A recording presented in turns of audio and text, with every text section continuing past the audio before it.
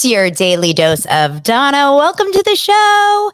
It's Wednesday, November 29th, and we have a good one today. We have a very good one.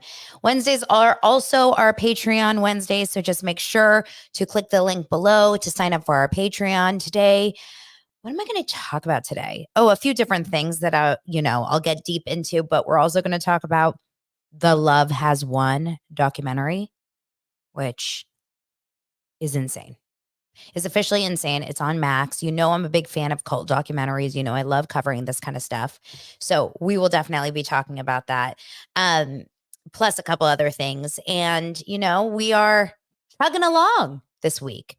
We're doing our thing. And then this morning, of course, I wake up to hear this Hollywood Reporter article, which is just, it's concerning me, you guys. It's concerning me about AI Gary.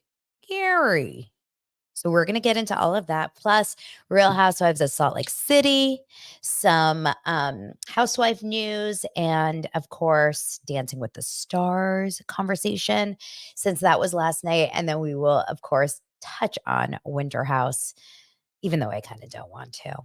For those of you that are new here, thank you so much for subscribing to the channel. Make sure to subscribe and give it a thumbs up. Set your bell. Helps me so much if you guys show up here live. I have such a great, loyal amount of doicers. That's your new names, your dosers that come here every single day and either listen on the audio version or watch here on YouTube. And I've gotten so many DMs that I'm your number one or number two or number three top played podcast of the year in the Spotify Wrapped, which is so freaking cool. I've gotten a lot of those DMs about it. So really, really sweet. Okay, let's get into today's show. So much is going on, you guys, so much. All right, so let's start with a couple little things of news. Okay, let's start with talking about hold on one second. Let's start with talking about the Dancing with the Stars last night. Okay, so Dancing with the Stars aired last night it was the semifinals. Now, the semifinals of Dancing with the Stars, I don't watch the show regularly enough, if I'm going to be 100% honest, to know how many people normally enter the semifinals. But this season is 5 couples, right? So we were there at the quarterfinals last week, and this week is going into the show was Allison Hannigan. That's, Bandcamp girl, and she was on Buffy and stuff. We have Ariana Madix, of course, from Vanderpump Rules, like most of your guys' favorites. We have Sochi. She's an actress that's in a bunch of Marvel movies. Of course, Jason Mraz, who I know a lot of you guys love, the singer, and Charity from The Bachelorette. So when we were there last week in person, I mean, you could see in person how amazing these people were on the dance floor. All of them are incredible, incredible dancers. However, the only one that I would say lacks the real, strong ability to dance the way, almost like an expert would be Allison. Not saying anything bad about her. She's adorable and she's the cutest and she seems like the sweetest. And I think she is really kind, but I just don't think she has that natural ability to really fully dance like a pro, like Sochi and Ariana. I think Sochi, Ariana, and Jason to me are my favorite, my top 3. So of course, going into last night's episode, they each danced a bunch of times and it was a beautiful show. I watched just recaps, highlights, because it airs so late, you guys. Well, it airs late everywhere. It airs at 8 p.m., which I guess is not that late. But by 8 p.m. already over here, I need to catch up on the Real Housewives, right? So I watched the recaps. I just watched little highlights of it. And then when it came to the elimination. And this was the big nail biter. And I know a lot of you guys are posting about it in the Daily Dose of Donna Facebook group and all over the place about how crazy this was. But essentially, the spoilers, by the way, spoilers, which we're allowed to spoil Dancing with the Stars the day after its live show, right? But the first person that was free or not free would advance, safe, I should say. The first person that was safe and that would advance to the finals next week was Allison Hannigan, which was shocking. because Allison Hannigan was the obvious choice to go, not for any other reason. She's just not the best, right? So everyone was all freaking out about that because that means if Allison's staying, that means Jason, Sochi, Ariana, or Charity is going home. So then I'm thinking, okay, Charity is going to go home for sure, right? Jason gets through. So now it's between Charity, Sochi, and Ariana. So of course, the next person that's going to be safe will be Ariana or Sochi. Well, it's Charity. So now everyone is freaking out. There's yelling in the studios. People are going crazy on their socials, freaking out about this. Ariana starts to tear up because I think Ariana also knows that, like, Sochi in general, Ariana is an amazing dancer, but Sochi is undeniably an expert dancer. Like, she is so freaking good. And her scores have always been better. Carrie Ann always like gave Sochi better scores, which, by the way, it's pretty crazy because Carrie Ann struggles with Ariana for some reason. She just doesn't give her a lot of high scores. Like yesterday, she gave her and Allison on one of the dances the same score, which is just kind of crazy to think about it. But Ariana did end up getting a perfect 30, 10 out of 10, 3 judges, which was really sweet to watch. So now it's Ariana and her partner, Sochi and her partner, standing there. They know one of them is going home. Of course, the Dancing with the Stars, 10-second, 20-second wait where you're like, and the next person that is going to be safe is, and then it's just the most insane long silence ever. Both of you. And they fall over. Like, they can't get over it. My son was saying, it doesn't look like, I was watching that with Oliver, the 8-year-old, and he goes, it doesn't look like Sochi is very happy about that. And I'm like, oh, you're right. Like, if you go back and watch their faces, I think Sochi thought, oh, this is finally the week that Ariana gets to go home. I don't think it means like that there's any bad blood. I don't think there's any bad blood. But I think that she knows that Ariana is one of her toughest competitors. And if she's going to lose to anyone, probably it would be Ariana. So I think Sochi was secretly kind of like, okay, if Ariana goes this week, that's better for me next week. But they all stayed. Ariana was bawling. She was so emotional. It was very sweet to watch. Allison couldn't handle it. Like, no one could like believe it. So we're going into season 25, final night with 5 dances. I'm trying to get tickets to the live show for the finale. That would be really fun to be there. So we'll see what happens. But I'm assuming, because it's a 2-hour live show, I'm assuming that they're going to eliminate people throughout the show, and then they'll end up with their final 2 towards the end. I'm guessing. Okay, I want it to be Ariana and Sochi, but I think it may be Jason and Sochi. I don't know why. I think Ariana has such a huge fan base, though. A lot of you guys are wondering, do you think that they, switch keeping all 5 in last minute because they saw that Ariana was going to go home and they didn't want her to go home, or Sochi was going to go home? To be honest, I really don't. I think that these things are way more planned than usual. Like, a lot of us believe that, oh, they're switching it around last minute, which I have a couple thoughts about that, about another show I'll mention in a second. But like Big Brother, think about Big Brother. You know how there's a few weeks kind of in those elimination weeks where they say no one's getting eliminated tonight. In those cases, that's a production plan. That's like done weeks in advance, meaning they're looking at their week schedule and they're trying to kind of place it out. I would imagine that sometimes things have to shift. Like, I don't know if someone leaves a show early or gets injured and has to walk away, but I don't know exactly. I think that this was a planned thing. I don't think this had anything to do with losing anyone. And I always wonder, no offense, Dancing with the Stars, but I always wonder about these voting shows like American Idol, Dancing with the Stars, America's Got Talent. Aren't they all voting shows? Like, how legitimate are they? For real. How legitimate are how can they really count so many votes so fast? And do the scores matter at all, or is it just the votes? And also, what's very frustrating, and those of you on the West Coast will understand this, that the voting, we're used to on the West Coast watching everything that's live 3 hours behind, unless it's like the Golden Globes or the Oscars or the Super Bowl, like sporting events. We see things 3 hours behind when they air on the East Coast. Like, for example, any of the Real Housewives show. You guys are watching it at 8 or 9 p.m. on the East Coast, and I can't watch it. I don't have DirecTV, which would give that option to me. So I can only watch it, at 5 p.m. or at 8 p.m. my time, which is 11 p.m. your time. So it sucks because I'm usually getting all these spoilers and clips way before it airs. But I think that, for me, I think that on a show like Dancing with the Stars where there's live voting, it's pretty unfair for the West Coast that we don't have a chance to vote based on actually what we're seeing.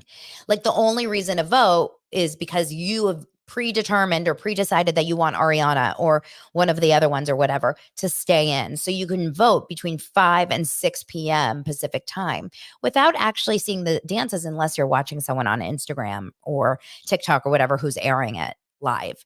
So that part sucks, I wish there was a better way to kind of go around that.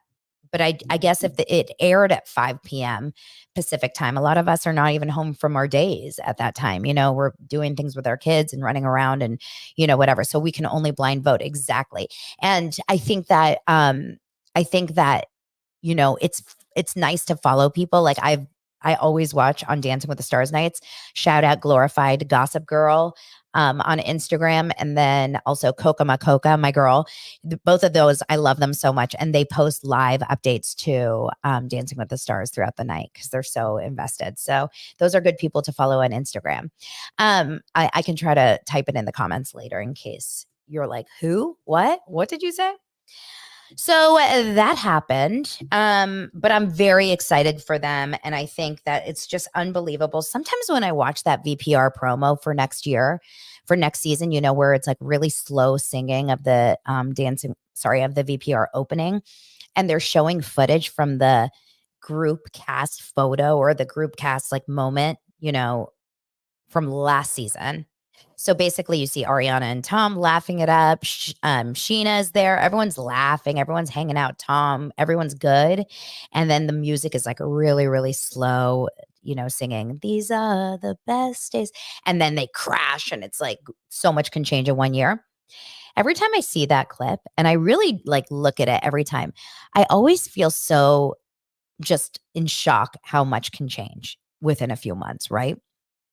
Like, who would have known when they were filming that opening what would happen to Ariana's life? How Ariana went from basically just being an ensemble character and not even like a very big character on a reality show. Like, I would not say Ariana was the lead in any way of VPR. It was more the Katie's or I'm sorry, Katie and Sheena, I felt like, as the girls, Lala. But now Ariana has gone from, the like just one of many to such a star. Like, it's crazy. And then look at Tom, right? Tom has his own thing. And listen, he was on Special Forces this last season. I've watched a couple episodes, but we just haven't kept up. And it's been, publicized everywhere that he was, spoiler alert, eliminated. I think this week. I think he and JoJo were. And I think that a lot of people are finding that he's paid his dues. Like, you don't need to root for Tom, but you don't need to hate Tom as much, right? Tom Schwartz, meanwhile, was on Watch What Happens Live last night, and I watched a few minutes of it, and I have some thoughts because it contains Real Housewives of Salt Lake City and Winter House. So we'll get into that in a moment. Okay, another just little news, nothing crazy. Last night there was the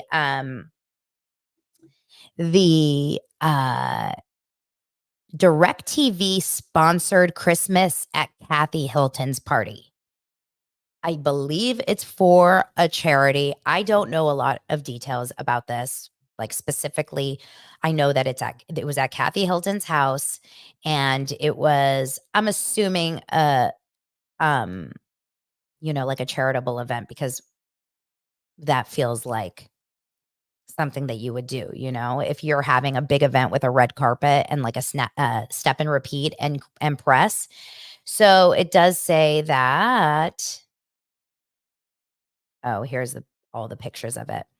Yeah. So, I mean, there's so many pictures of all of them, but basically they all were there to So, celebrate the holidays, and then of course for charity.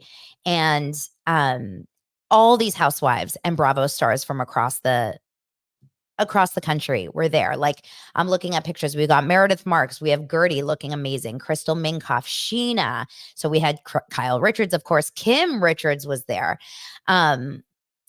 The D'Amelio sister, Dixie, and her mom, Heidi, who were on Dancing with the Stars last season, they were there. Of course, we have this picture, which is quite shocking, I have to say. It is of Kim, Kathy, and Kyle. Kim Richards, Kathy Hilton, and Kyle Richards. Now, I'm going to leave our judgments I'm just going to reserve judgment. That's all. Kyle looks amazing. Kathy looks beautiful. Of course, Kathy's husband was there. Nikki Hilton was there. I didn't see Paris Hilton, which is funny because I'm so obsessed with Paris Hilton right now. Not like really obsessed, but obsessed with that show, Paris in Love, and her strange, at the time that I'm watching, fiance, but now husband, Carter. Weird, but I talked more about that yesterday. James and Allie were there. Katie Maloney was there. So VPR, Teddy Mellencamp was there working for Extra. Crystal Minkoff, I said already.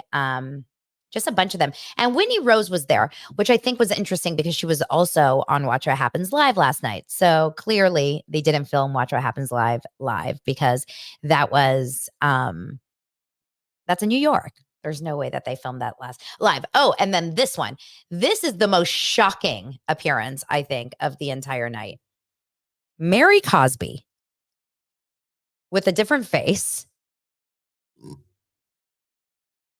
and dressed like a purple nun. It is unreal. I will be posting pictures of this on my Instagram stories later because what? I want to be in a room with Mary Cosby, Kyle Richards, and who else? I bet I believe that Mary Cosby and Kim Richards probably had a spanking good time chatting, right? Sutton was not there from what I saw. Oh my gosh, look at Angie from Real Housewives of Salt Lake City. Tits out, Angie. Wow, wow, wow. Oh my God, that's a lot of boob. I did not see Sutton. And Nick Vile's wife, I think they're married or maybe they're just engaged, and her pregnant belly were there. If you are on the YouTube, you will see a belly that literally it's so odd to see a belly exposed like that at a Christmas party. Like, I'm all about show the belly. If it's hot out, wear your crop top, do your thing. This is an odd look considering everyone's like in long sleeve dresses and fancy schmancy. Of course, Larsa Pippen was there because she'll never miss a red carpet. She'll go to an opening of an envelope. Same with Heather Dubrow and Terry Dubrow.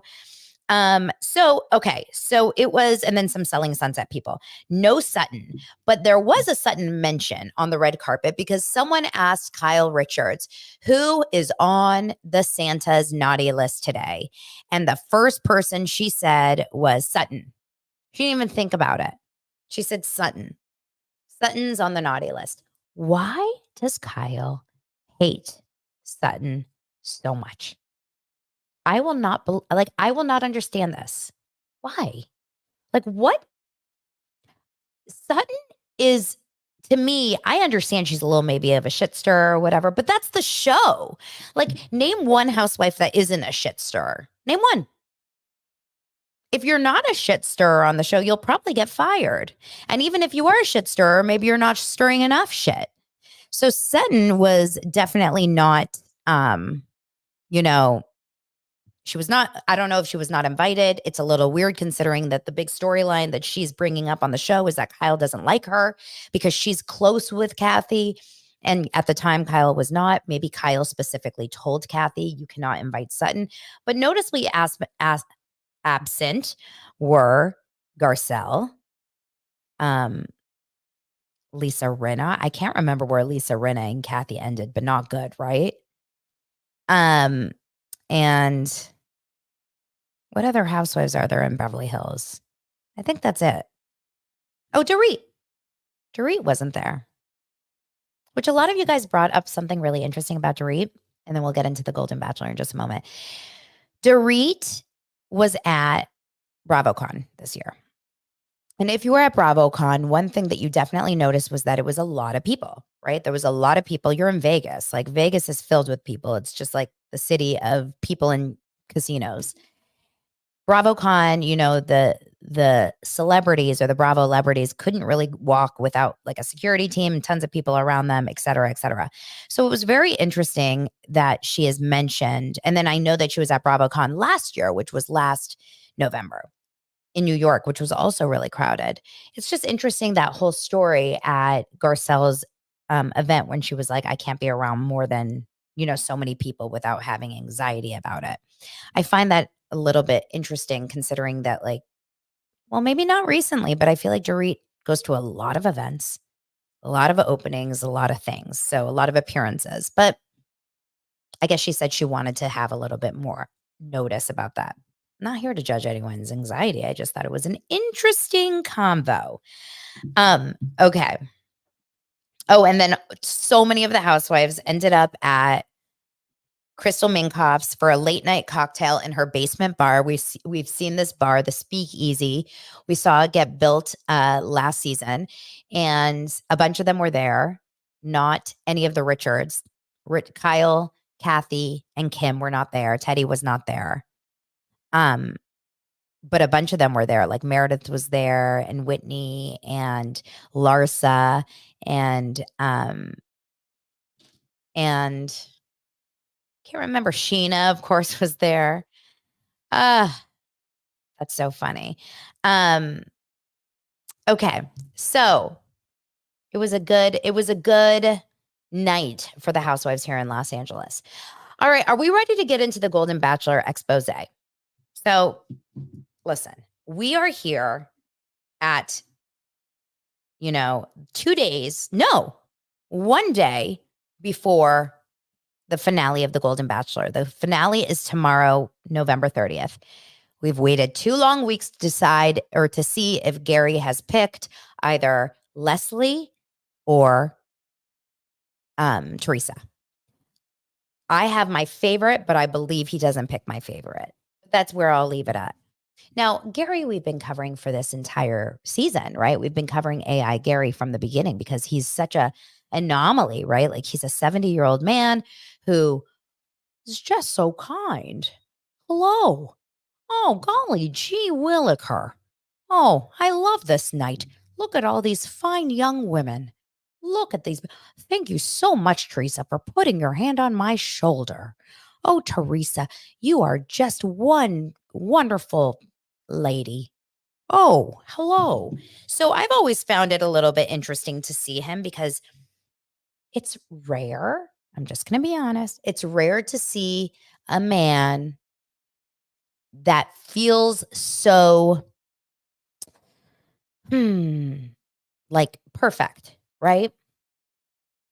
Woman too, but just when you're 70 years old, like you've gone through life, right? I'm 42 and I've gone through life. Like we all have skeletons in our closet that if I was on a reality show, I'm sure someone would come out saying like, oh, that one time that Donna hooked up with that one guy in the backseat of a car in college, like it's always going to come out this way, right? So it was a little strange that when Gerry got cast on the show, it was just perfect. There wasn't a lot of stuff about his history. There wasn't a lot of, no Reddit threads coming out, no drama, no nothing coming out about it.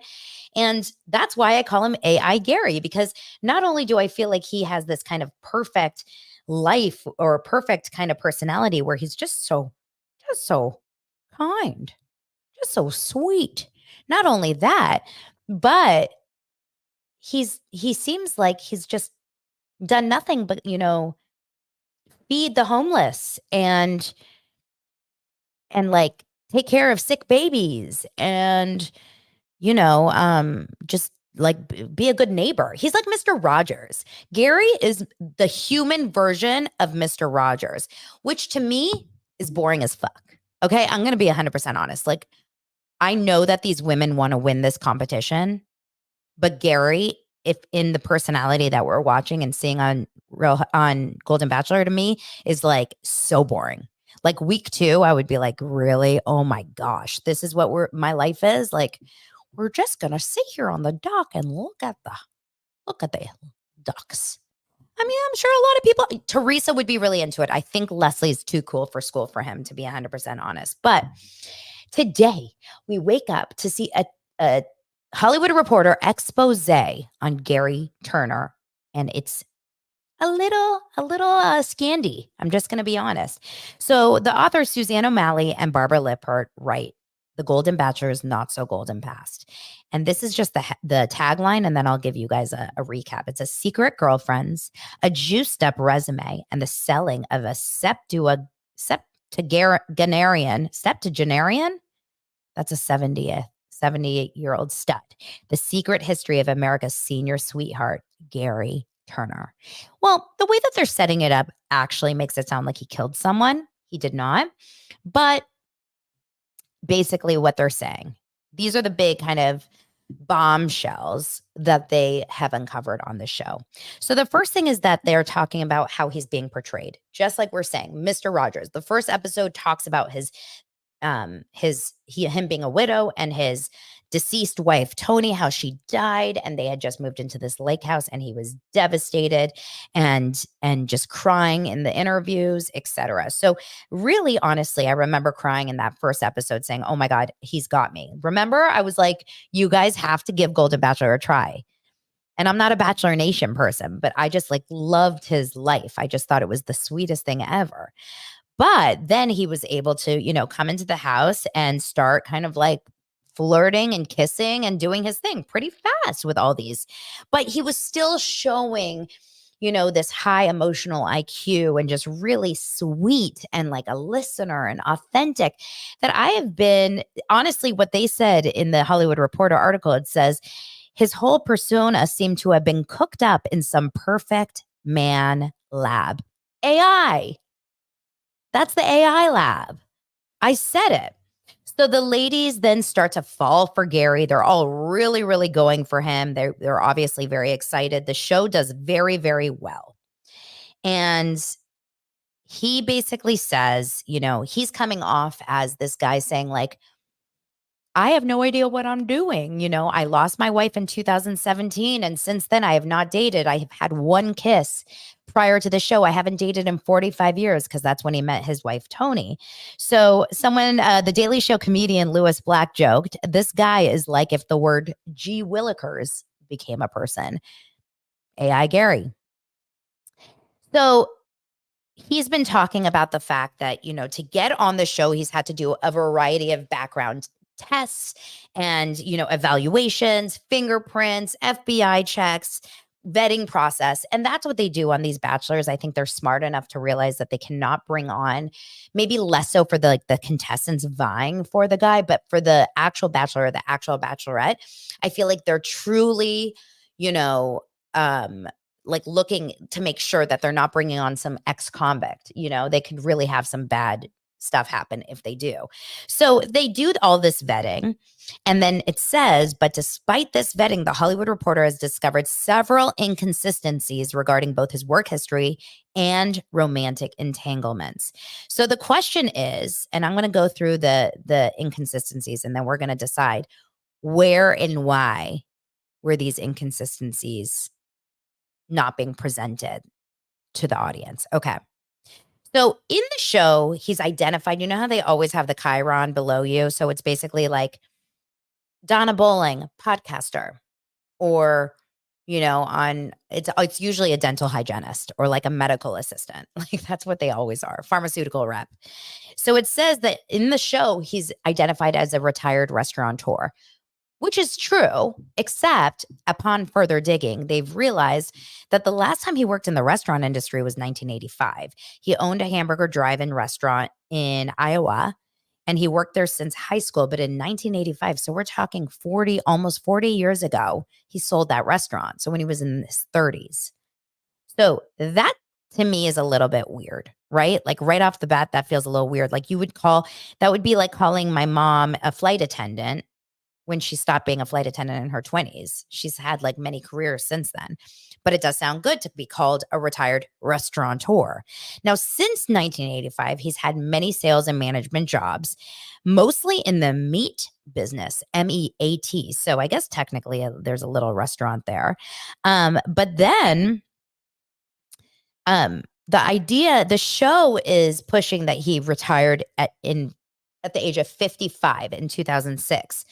But since then, he's done a lot of work. Now, whether this was for a financial reason, financial purposes, or maybe just because they needed to, you know, he wanted to like fill his time. But since then, he's worked in installing hot tubs for a pool company. And then he worked as a maintenance man at the Vera French Mental Health Center in Davenport, Iowa. And his colleagues have verified this, and they all spoke very highly of him. Okay. So he was definitely, he's had jobs since his retirement. And the most recently was a maintenance man at a mental health center, which no shade whatsoever, except for the fact that, like, that's never been talked about. It's never been talked about, right? So then it says it was in the latter capacity that he would come to know a woman. Now they call her Carolyn in this article, but that's not her real name. She worked at the mental health facility as, I believe, an accountant or something in the admin department. She was, staff accountant. She was 14 years his junior. And they dated for 10 months and then lived together for a year and 9 months. So they met before his wife died, but nothing actually happened until his wife died and he started texting with her, which is not bad.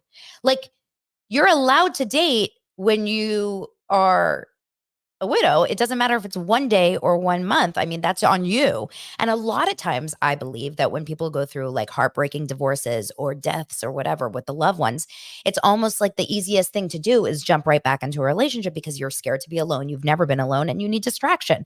I'm not against that whatsoever. But I guess the relationship got really, really, hot and heavy. And the most important thing here is that on the show, on Golden Bachelor, he's never mentioned that he had a long-term relationship. He said very famously on the show that he's had one pre-show kiss since his wife died. That's it, which is not the truth. He also dated another girl, a woman, a couple women. I guess a woman that worked at a local restaurant near his lake house said that like he would bring women out in all the time and they would date, and maybe not long term, but he would have girlfriends. Again, not bad. It's just, why aren't we being told that part, right? Why you don't even have to say it, but just don't say that I haven't dated since my wife's death, right? Okay. So Carolyn, this woman that they're calling Carolyn, ended up, being essentially what it sounds like is like a little bit of love bombed. They got really hot and heavy really, really fast. And he would text her things like, damn, I go to bed at night thinking of you and wake up in the morning. This article keeps like refreshing. I go to bed at night waking, thinking of you in the morning, waking up and whatever. And he's using basically the same kind of verbiage that he uses with Leslie, which is what, and even Teresa, but more Leslie, which is like, I can't live without you. I need you in the morning. I need you at night. I need to live with you. Okay. Big freaking whoop, right? You would say this with a lot of women. That's no big deal. And it makes a woman feel good, and that's fine. But then this is where I don't like it. So I guess she basically finally decided that she was going to move in with him at that lake house. And it was going to be, she was going to work an hour away. Okay. So she was living in his home. And it says eventually, it says Gerry persisted in asking her to move in with him at the lake house for almost a year before she finally considered it. Eventually, she fell hard. She would drive over to spend weekends with him at the house. But after a year of the weekend, she finally agreed to move in with him. And he promised her mom that he was going to marry Carolyn. So she quit her job, got a new job, which was an hour commute from the lake house. She arrived the last weekend of July 2018, and the Hollywood Reporter verified this with mail, etc. And then the surprises started. So this is where I don't like this, you guys. This is where it's weird. He told Carolyn that her share of the expenses would be about $1,000 a month, which Carolyn negotiated down to $850. They would go Dutch. That means split half on all meals except on special occasions. She remembers him telling her. And at restaurants, this is so crazy. This is really, really weird. At restaurants, she would have to pay her half in advance. So when the check came, Gerry paid the whole tab like the big man. I don't like it. He was also fastidious about cleanliness. He forced her to make the bed every single morning before she would, come upstairs. And then the final thing was that she gained about 10 pounds. And let's see. She was going to his high school reunion in October 2019. And he said, "I'm not taking you to the reunion looking like that," pointing to her body. She put on 10 pounds from stress. The disinvitation led to the breakup. He told her to be out by January 1st, 2020. And while she was packing alone, she was so frazzled that she fell down the stairs, requiring a trip to the ER and foot surgery the following day. And he basically said, "I believe that you're making this up to prolong your stay and that you're planning on suing me." And meanwhile, she eventually left, and that was it. 3 years have since passed. Okay. The finale is tomorrow. He's going to pick the last one. He cries saying, "This was the hardest thing since my wife's death," or "This is the second one since, my wife's death," or whatever. Or like, "My wife's death was the worst I've ever felt, and this is a pretty damn close second," is what he says. Okay. This is a case of he said, she said in a lot of ways. And I want to believe this Carolyn woman. At the same time, we also have to understand that, like, how many of your exes can you talk so well about, especially if they're being portrayed as this amazing human being on one of the biggest, shows on ABC. Millions and millions and millions of people are just fawning over your ex-boyfriend. Maybe that would upset you and you would be like, "No, I want to tell the world." I do believe there's probably a version of the truth here, which is basically he ended things with her and broke her heart, and maybe he was an asshole towards the end. Or, with the money things, like, I think all of that could be true. But I think the worst part about this is that we were sold as the audience, and the women, right? Leslie, Teresa, all the women he ended up with or got really close with were sold this idea about this perfect specimen of a man, right? This AI Gerry. And he's not an AI perfect man. And I understand he may have been very forthcoming and honest about this with producers. And producers very easily may have said, "Hey, this does not fit the narrative of what we're trying to do here," which is a sob story, which is to bring a lot of people, immediately to fall in love with you. And if they find out that not only did your ex-wife died, or sorry, your wife died and left you brokenhearted. Not only that, but you haven't dated until this moment. That's the story. Whereas, if you said, "Yeah, I had a live-in girlfriend, I've been dating around, I've been hooking up, I've been going to the bar with these women, I've been getting laid and this and that," then you're just another man, right? So I think, in my opinion, Gerry was probably honest. Like, "Yeah, I've dated." And the producers are like, "We're going to leave that one out." However, Gerry did lie, saying he's only had one pre-show kiss on the Bachelor Happy Hour podcast. So I don't know. I don't know what to believe. What do you guys think? It's down to Leslie and Teresa. A lot of you guys are like me, where you like Leslie more. I've talked about this openly throughout. I really like Leslie. But Teresa seems more like a puppy dog in love, and maybe a little blind to like all the things. She looks like a little bit like la la la. So maybe those two would end up together and be best together. I don't know. I wonder what Gerry's going through right now. I wonder if, the Bachelor production team is freaking out, or they're just like, "Okay, F it. We have one more episode. Like, our numbers are going to be huge now because people are going to want to tune in to see this Gerry." So, I don't know. I don't know what to say about it, but I knew AI Gerry was too good to be true. Because if he really was that good and like hasn't kissed anyone or had one pre-show kiss in 8 years, like, boring. You want a little bit more of like a bad guy, right? Don't you want and that's why Leslie was like, it's so funny because Leslie, who's up in the final two, her older brother was like, "You're not the kind of person that she normally dates. She normally dates the bad guy." And Gary's like, oh, I'm a bad guy. All right. Oh, I'm a bad guy. Remember the 69 episode? What temperature do you like, Leslie? I like it 69. 69. Remember how he got up the next morning after hanging out with Teresa? How he stumbled, how he like horse walked, he like couldn't walk down the stair down the street. That Gary is wild. He's wild. Now, I don't think we leave Gary's side. I think we're still Team Gary. I think it's very, very hard to find perfect men and perfect women, especially at that age, like I said. So I'm still Team Gary, and I still want to watch the show. And don't you worry, I still will definitely be covering it on Friday morning here. So we are still in Golden Bachelor land. Let's move on to talk about last night's TV, which was all the cold shows. I look at Tuesday night as like the winter shows. It's Real Housewives of Salt Lake City and Winter House.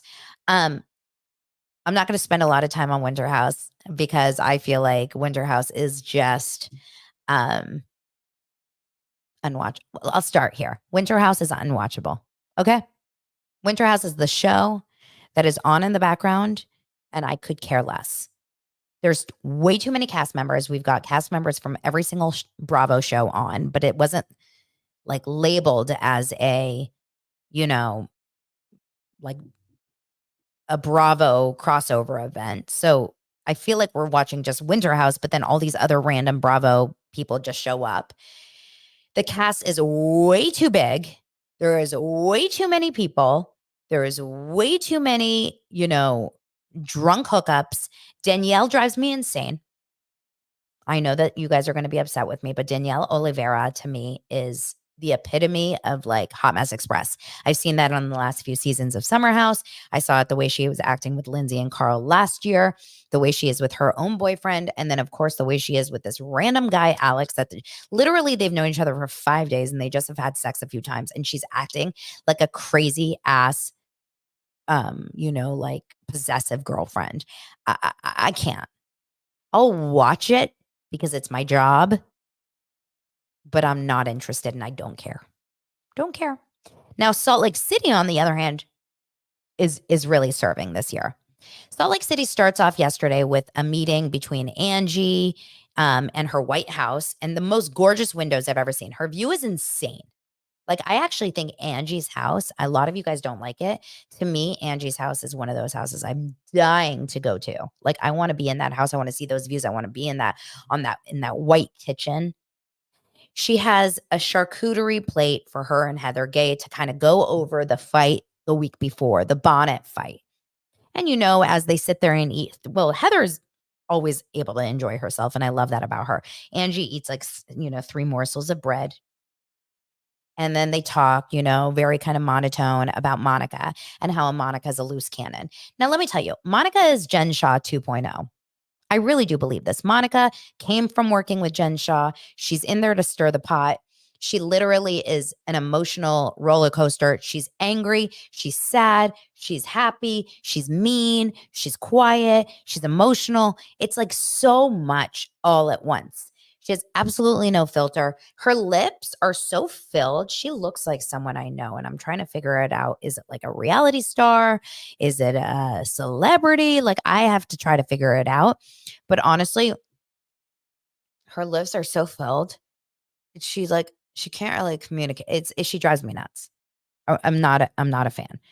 So they're talking about how Heather is like, I have to be a little careful. These are the kinds of people that I'm connected to or attracted to as friends, but I shouldn't be. I shouldn't be friends with her because they tend to burn her. They're talking about this Bermuda trip that they're supposed to do. Now, the next scene we have is Lisa Barlow with red glasses that are the size of my water cup. Okay. There's 2 of them like this. On the show, is this a trend in real life, or is this just like a Salt Lake City ski goggle look? They're all wearing ski goggles, but not ski goggles, like full face mask, like astronaut pink sunglasses in every single episode. It's so out of control. So Lisa Barlow, who I stan, I know it's not popular. I know a lot of you guys are really turning on Lisa Barlow this season. I like her. I don't know why. I do. She's having this conversation with Meredith. Meredith is one that confuses me, to be 100% honest. But they're having a conversation also about Monica and about Angie and about the drama, because this is what, remember yesterday we talked about it, or the other day, Barbara from my Daily Dose of Donna Facebook group gave us the rundown of what every single housewife show is like. And this is it, right? Two girls get together and talk about these people. Two other girls get together and talk about these people. It's like, it's so obvious. But they all think everyone's two-faced. They all think everyone's fake. Lisa Barlow said something, and I rewound it like 8 times to hear it, but she's like, she asks her about her business, her family. No, her family. I'm like, is Lisa Barlow doing a Lisa Barlow? Now, meanwhile, we have Monica and Mary, the two most odd people on any housewife show that we have seen. And well, that's probably not true, but at least Mary is. Going back to Mary's house, because I feel like Mary's only shooting in her house these days, and, eating carrot cake. So random. And Monica's kissing Mary's ass. She loves Mary. And Mary actually seems to like Monica too. So they start talking shit about Lisa again. So it's just now we have twosomes talking shit about each other. Okay. Then we have a scene between Whitney and Justin. Now, Justin should also have a middle name. I think we start calling Justin Gucci. Gucci Rose. Is Justin's last name Rose, or is that just Wild Whitney Rose? Justin Gucci Fendi Rose is driving his Tesla from therapy, and Whitney has no expression. Once again, Whitney is like a robotic, high-voiced robotic person, where she sits there and she says, "Do you think that therapy helps us, or it makes it worse for us?" And Justin goes, "Well, I think it helps." And then all of a sudden, Whitney gets a text message. And I didn't know this. I don't think anyone knew this, but her best friend, Sherry, who's appeared on the show multiple times, is very, very sick with cancer. And her text message that she got was that she's being intubated, which means, like basically a ventilator that will be breathing for her. It's just awful. So Whitney gets very sad, understandably.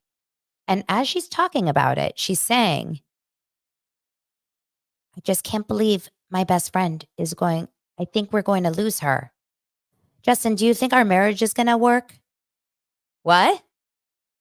This was the weirdest thing I've ever seen. You're so sad about your best friend potentially dying that you find a way to make it about your relationship.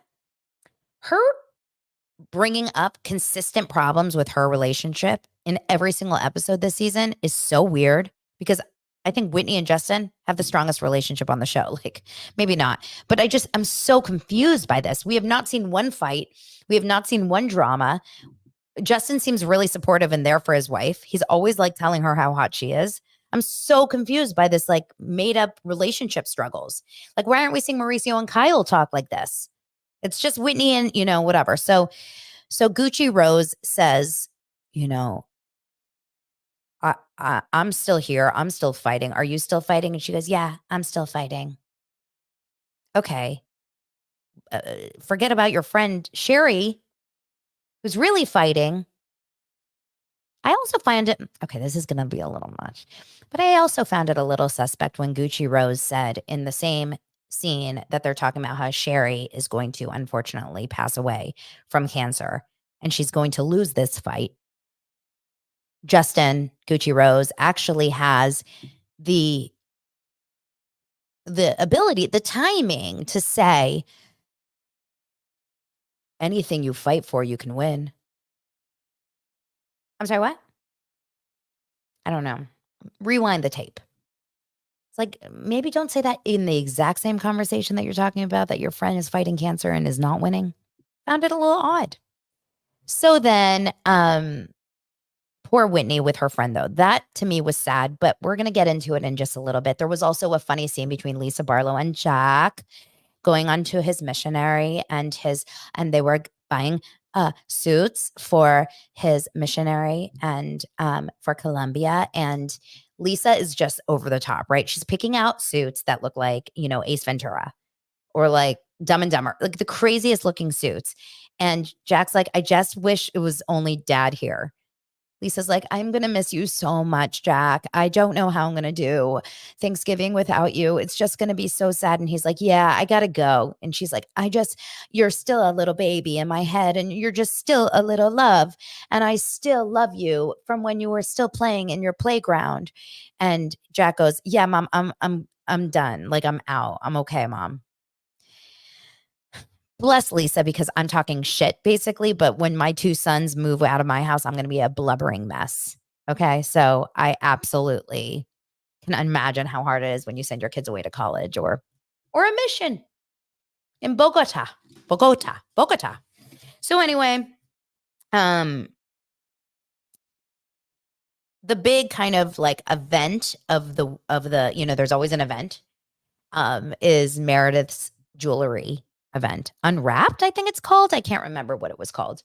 Meredith is a little like bland, like Blasville for me. I used to really, really like Meredith, but in these episodes, other than Rooms by Your Husband, I find her a little bit boring to me. So they go to this event. Everyone comes, everyone's happy. Whitney decides that she's going to come, even though her friend died a day ago. Now, if there's ever a time to not go and dress up and get glammed up to go to a filmed event, it would be the week that your best friend dies or someone that you love dies. Why the hell did Whitney go? Now, she said, I know Sherry. I know Sherry, and Sherry would want me to do this. I think that Sherry would want me to go to fight with people on camera about her. No, she wouldn't. She wouldn't want you to do that. You want to do it.